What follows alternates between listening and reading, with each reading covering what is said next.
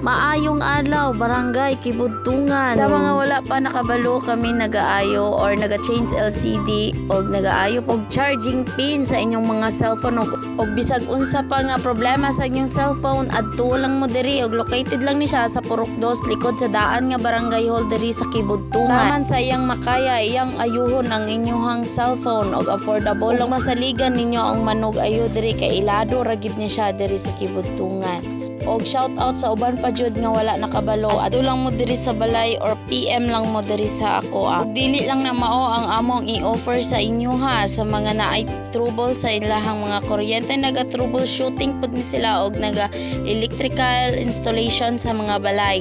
So ayaw lang mo kabalaka kay registered master electrician ni sila og naga aircon cleaning pud ni sila sa mga naay aircon dira nga hinay na kaayo og bugnaw sa ilang aircon. PM na! Go, go, go!